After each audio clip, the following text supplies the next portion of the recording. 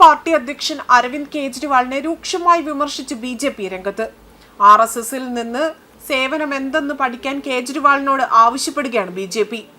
മാധ്യമ ശ്രദ്ധ നേടാനായി RSS സർസംഘചാലകിന് കത്തെഴുതുന്നതിന് പകരം RSSൽ നിന്നും സേവനം എന്തെന്ന് പഠിക്കണമെന്നും ബിജെപി പറഞ്ഞു. ബിജെപി ദേശീയ വക്താവ് സുധാൻഷു ത്രിവേദിയാണ് അരവിന്ദ് കെജ്രിവാളിനെതിരെ ആരോപണമായി രംഗത്ത് വന്നത്. കത്തെഴുതിയ നടപടി മാധ്യമ ശ്രദ്ധ നേടാനുള്ള ശ്രമം മാത്രമാണ് എന്നും സംഘത്തിന്റെ സർസംഘചാലകിന് കത്തെഴുതിയതിന് പകരം അതിൽ നിന്നും പഠിക്കുകയാണ് വേണ്ടത്. ചേരികളിൽ താമസിക്കുന്ന ദളിതർ ഉൾപ്പെടെയുള്ളവരുടെ ക്ഷേമത്തിനായി പ്രവർത്തിക്കുന്ന ഇന്ത്യയിലെ ഏറ്റവും വലിയ സംഘടനയാണ് RSS.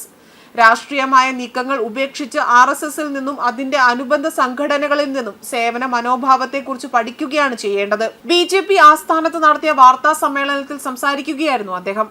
നിയമസഭാ തെരഞ്ഞെടുപ്പിന് മുന്നോടിയായി ഡൽഹിയിൽ ബിജെപി വോട്ടർമാർക്ക് പണം നൽകുന്നതായും വോട്ടർ പട്ടികയിൽ നിന്നും ഒട്ടേറെ പേരുകൾ നീക്കം ചെയ്യണമെന്നും ആരോപിച്ചാണ് അരവിന്ദ് കെജ്രിവാൾ കത്തെഴുതിയത്. അതായത് വോട്ടർമാർക്ക് ബിജെപി പണം നൽകിയതായും തന്റെ നിയമസഭാ മണ്ഡലത്തിൽ വോട്ടർമാരെ പട്ടികയിൽ നിന്നും നീക്കം ചെയ്യുന്നുവെന്നും ആരോപിച്ചുകൊണ്ടാണ് ആം ആദ്മി പാർട്ടി കൺവീനറായ അരവിന്ദ് കെജ്രിവാൾ RSS സർസംഘചാലക് മോഹൻ ഭാഗവത്തിന് കത്തയച്ചതും.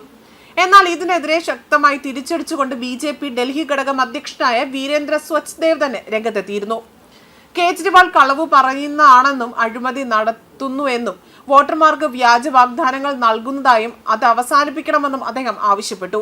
യമുന നദിയുടെ ശോചനീയാവസ്ഥയിൽ ജനങ്ങളോട് മാപ്പ് പറയണമെന്നും അദ്ദേഹം പറഞ്ഞു. ഡൽഹിയിൽ ബിജെപി ചെയ്യുന്ന തെറ്റുകൾ RSS അംഗീകരിക്കുന്നുണ്ടോ എന്നും കേജ്രിവാൾ കത്തിലൂടെ ചോദിക്കുന്നു. വോട്ടിനായി ബിജെപി നേതാക്കൾ പണം വിതരണം ചെയ്യുകയാണ്. വോട്ടർ പട്ടികയിൽ നിന്നും പൂർവാഞ്ചൽ ഭാഗത്തു നിന്നുള്ള ദളിത് വോട്ടർമാരെ വൻതോതിൽ നീക്കം ചെയ്യുകയാണ്. ഡൽഹി മുൻ മുഖ്യമന്ത്രി കത്തിൽ ഇങ്ങനെയായിരുന്നു ആരോപിച്ചതും. കേജ്രിവാൾ ഇന്ത്യ വിരുദ്ധ ശക്തികളിൽ നിന്ന് സംഭാവന സ്വീകരിക്കുന്നത് നിർത്തണമെന്ന് വീരേന്ദ്ര സ്വച്ഛ്ദേവ് ആവശ്യപ്പെട്ടു.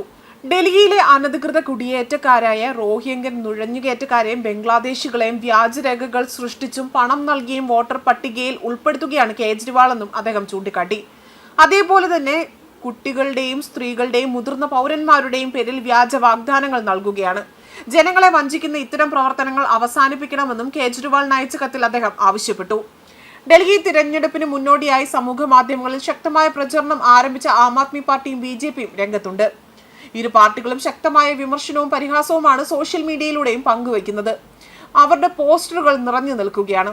സംസ്ഥാന സർക്കാരിനെ വിമർശിക്കാൻ ബിജെപി ശ്രമിക്കുമ്പോൾ കേന്ദ്രം ഭരിക്കുന്ന ബിജെപിക്കെതിരെ ശക്തമായ വിമർശനം ഉന്നയിക്കാൻ ആം ആദ്മിയും ശ്രദ്ധിക്കുന്നുണ്ട്.